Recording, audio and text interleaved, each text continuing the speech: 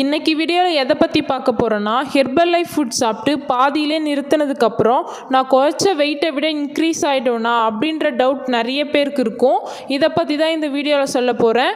வீடியோவை ஸ்கிப் பண்ணாமல் பாருங்கள்.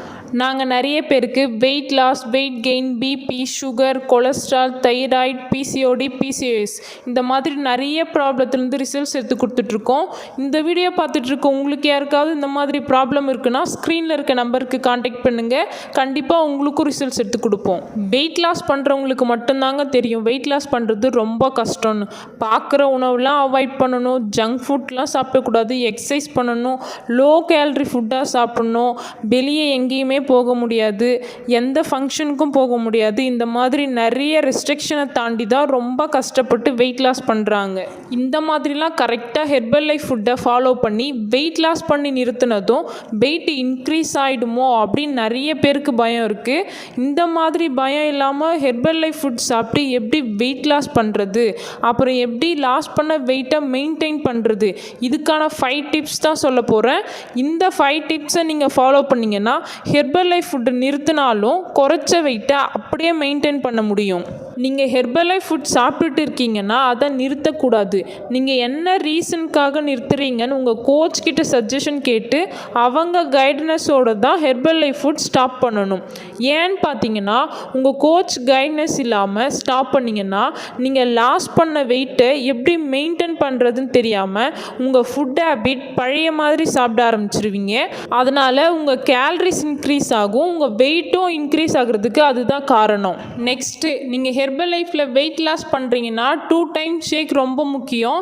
வெயிட் லாஸ் பண்ணதுக்கப்புறம் வெயிட்டை மெயின்டைன் பண்ணுறதுக்கு 1 டைம் ஷேக் எடுக்கணும். இப்போது நீங்கள் வெயிட் லாஸ் பண்ணிட்டீங்க, இல்லை நான் இன்னொரு 10 kg வெயிட் லாஸ் பண்ணுற மாதிரி இருக்கேன் அப்படின்னா உங்கள் கோச் கிட்ட சஜஷன் கேட்டு மார்னிங் 1 டைமாவது ஷேக் எடுத்திங்கன்னா தான் உங்கள் வெயிட்டை மெயின்டைன் பண்ணுறதுக்கு ஈஸியாக இருக்கும். நெக்ஸ்ட்டு என்னன்னு பார்த்தீங்கன்னா வாட்டர் இன்டேக்.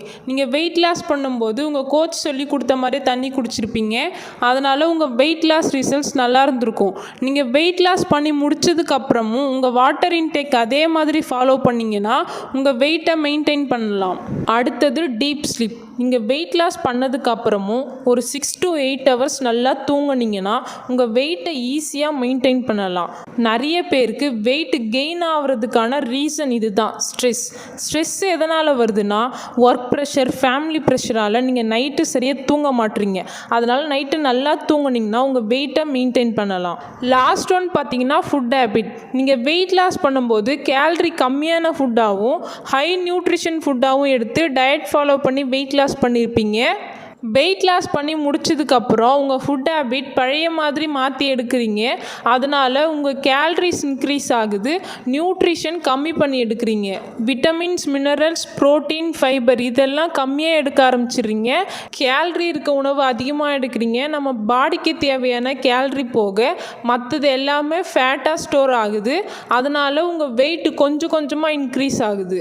அவ்வளோதாங்க. இந்த ஃபார்மேட்டில் நீங்கள் ஃபாலோ பண்ணிங்கன்னா உங்கள் வெயிட்டு திரும்ப இன்க்ரீஸ் ஆகாமல் இருக்கிறதுக்கு சப்போர்ட் பண்ணும். இப்போ நீங்கள் ஹெர்பல் லைஃப் ஃபுட் சாப்பிட்டு வெயிட் லாஸ் பண்ணணும், இல்லை நான் ஆல்ரெடி வெயிட் லாஸ் பண்ணிட்டேன், வெயிட்டை மெயின்டைன் பண்ணணும் அப்படின்னாலும் ஸ்க்ரீனில் இருக்க நம்பருக்கு காண்டாக்ட் பண்ணுங்கள். உங்கள் நீடுக்கு ஏற்ற மாதிரி நாங்கள் சர்வீஸ் கொடுப்போம். Okay, thank you.